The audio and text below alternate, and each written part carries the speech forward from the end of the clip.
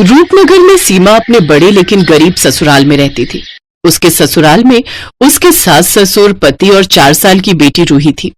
सीमा का पति अशोक एक फैक्ट्री में गार्ड का काम करता था। एक रात काम पर जाते वक्त उसका एक्सीडेंट हुआ और उसके दोनों पैरों में गहरी चोट लग गई और कुछ महीने के लिए डॉक्टर ने उसे बेड रेस्ट के लिए बोल दिया था। अशोक की ऐसी हालत देख फैक्ट्री के मालिक ने उसको बिना तनख्वाह दिए छुट्टी पर भेज दिया।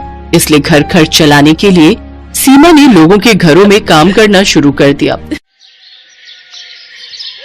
क्या नाम है तुम्हारा?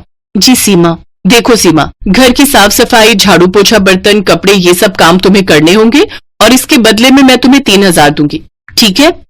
जी मालकिन, मैं कल से आ जाऊंगी। अगले दिन से सीमा काम पर चली गई। सीमा, घर की साफ सफाई हो गई हो तो फिर जरा किचन भी अच्छे से साफ कर देना, और हाँ, जब जाएगी तो एक बार मुझे फुट मसाज दे देना। उफ, कल शॉपिंग करके आई हूं ना तो पैर बहुत दुख रहे हैं। ठीक है मालकिन, मैं कर दूंगी। सारा काम निपटाकर मालकिन की फुट मसाज करके सीमा घर लौटती है। थकी हारी सीमा घर लौटी तो उसकी ऐसी हालत देखकर अशोक बोला, मुझे माफ करना सीमा, आज मेरे कारण तुम्हें दूसरों के यहाँ ये सब काम करना पड़ रहा है। ये आप कैसी बातें कर रहे हैं जी? जिंदगी में उतार चढ़ाव तो आते ही रहते हैं और बुरा वक्त ही तो है, आज नहीं तो कल कट जाएगा। सीमा एक जिंदा दिल औरत थी, उसमें बहुत हिम्मत थी। वो हर मुसीबत से लड़ना जानती थी। सीमा के ससुराल वाले बहुत ही अच्छे थे। सीमा काम पर जाती तो उसके सास ससुर घर का सारा काम संभाल लेते, लेकिन मालकिन द्वारा दिए गए पैसों से सीमा और उसके परिवार का गुजारा बस उतना ही हो रहा था कि उन्हें 2 वक्त का खाना मिल जाता था। सीमा अपनी मालकिन रश्मिका के घर के सारे काम करती। कभी कभी अगर खाना बनाने वाली नहीं आती तो सीमा खाना भी बना देती। अरे वाह सीमा, तुम तो बहुत बढ़िया खाना बना लेती हो। जी मालकिन, मुझे सब कुछ बनाना आता है, इडली, सांभर, नूडल्स, मोमोज। अरे वाह, फिर तो तुम बड़ी ही टैलेंटेड हो। ऐसे ही समय बीता। एक रोज रश्मिका के बर्थडे पर उसकी कुछ फ्रेंड्स उसके घर आने वाली थी। रश्मिका की सोसाइटी के पास एक बहुत ही नामी रेस्टोरेंट था।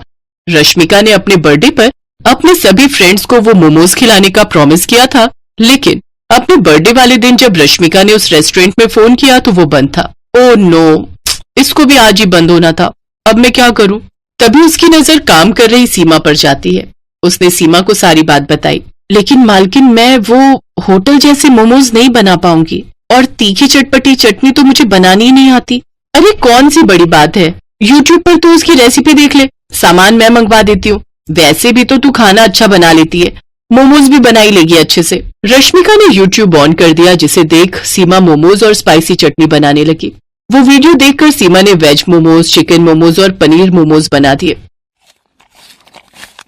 फिर सीमा ने सबको स्नैक्स सर्व किए, साथ ही चटपटे मोमोज भी खाने को दिए।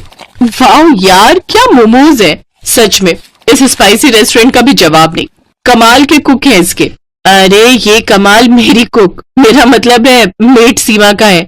वो रेस्टोरेंट तो आज बंद था, इसलिए मैंने इसे ही बोल दिया बनाने को। क्या सच में? लेकिन इन्हें खाकर तो ऐसा लग रहा है जैसे किसी महंगे रेस्टोरेंट से मंगवायो। सचमुच जवाब नहीं इसका। उन सब ने ज्यादातर मोमोज ही खाए। सबको मोमोज इतने पसंद आए कि मोमोज ही कम पड़ गए। सीमा भी अपनी तारीफ सुनकर बहुत खुश थी। घर आकर उसने ये बात अपने ससुराल वालों को बताई। हमें तो पहले ही पता था हमारी बहू बड़ी हुनर वाली है, जो भी काम करती है दिल से करती है और उसमें जान डाल देती है।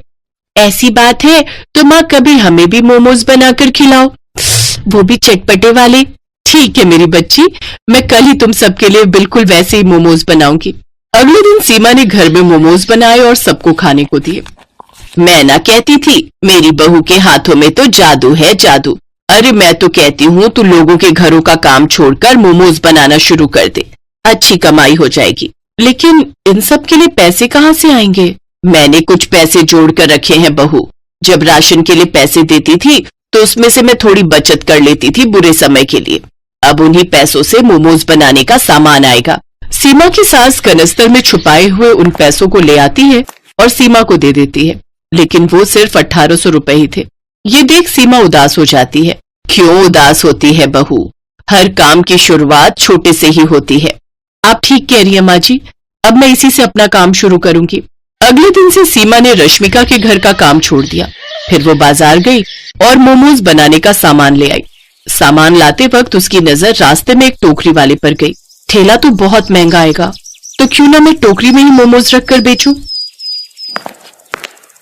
ये सोचकर सीमा ने टोकरी ले ली और घर आकर सारा दिन मेहनत करके उसने मोमोज और चटपटी चटनी बनाकर तैयार कर ली। फिर शाम को सीमा अपने सर पर मोमोज और चटपटी चटनी के साथ में म्यूनिस से भरी टोकरी लेकर उन्हें बेचने निकल गई। वो गली मोहल्लों में घूम घूम कर चटपटे मोमोज बेचने लगी। चटपटे मोमोज ले लो, स्वादिष्ट स्वादिष्ट चटपटे मोमोज, जो एक बार खाएगा उंगलियां चाटता रह जाएगा। तभी एक औरत उसके पास आई। अच्छा ऐसी बात है, जरा लगा तो एक प्लेट, मैं अभी तो देखूं कितने चटपटे मोमोज है तेरे। वैसे कितने की है एक प्लेट? जी 30 रुपए। धीरे धीरे सीमा के पास और भी ग्राहकों की भीड़ लगनी शुरू हो गई। कुछ ही देर में सीमा की सारी टोकरी खाली हो गई। वो खुशी खुशी घर गई और सारी बात बताई। अगले दिन वो और भी ज्यादा मोमोज बनाने का सामान ले आई। आज ग्राहक बेसब्री से उसका इंतजार कर रहे थे। कल इसी वक्त तो आई थी वो चटपटे मोमोज वाली, ना जाने कहाँ रह गई। मेरा बड़ा मन कर रहा है उसके हाथ के मोमोज खाने का। कुछ ही देर बाद सीमा वो मोमोज लेकर पहुंच गई। उस दिन भी उसके सारे मोमोज बिक गए। आज उसकी पहले से भी ज्यादा कमाई हुई। अब सीमा हर रोज वहां मोमोज लाकर बेचती। एक रोज जब वो घर पर थी तो एक सेठ उसके घर पर आया। क्या तुम ही वो चटपटे मोमोज वाली सीमा हो? जी मैं ही सीमा हूँ, कहिए क्या बात है? मैं स्पाइसी रेस्टोरेंट का मालिक हूँ। क्या तुम मुझे मोमोज खिलाओगी? बड़ी तारीफ सुनी है तुम्हारे मोमोज की। हाँ मालिक जरूर। सेठ ने जैसे ही वो मोमोज खाए उसके तो होश ही उड़ गए। वाह भाई वाह, मैंने आज से पहले इतने अच्छे मोमोज कभी नहीं खाए। मेरे रेस्टोरेंट में भी इतने अच्छे मोमोज नहीं मिलते। क्या तुम मेरे रेस्टोरेंट के लिए मोमोज बनाओगी? इसके बदले मैं तुम्हें हर महीने 35,000 रुपए दूंगा। सीमा झट से बोली, मुझे मंजूर है साहब। तो ठीक है, कल से ही तुम ये काम शुरू कर दो। और हाँ, तुम्हें आने की जरूरत नहीं है। मेरे आदमी तुम्हारे घर से खुद आकर मोमोज ले जाया करेंगे। सेठ वहां से चला गया। ये सब तुम्हारी मेहनत का कमाल है सीमा। हाँ बहू, और इस काम में हम सब भी तुम्हारी मदद करेंगे। अगले दिन से सीमा मोमोज बनाने लगी। होटल से कुछ आदमी उसके घर से चटपटे मोमोज ले जाते और उसे रेस्टोरेंट में बेच देते। अब अशोक भी पूरी तरह ठीक हो गया और वो भी सीमा की इस काम में मदद करने लगा। धीरे धीरे सीमा ने अच्छे खासे पैसे जोड़ लिए। इस काम से उसकी आमदनी और ज्यादा बढ़ गई। अब तो उसके पास ग्राहक और ज्यादा बढ़ गए। वो पूरे शहर में चटपटे मोमोज वाली के नाम से मशहूर हो गई। अब उसकी और उसके परिवार की गरीबी भी दूर हो गई।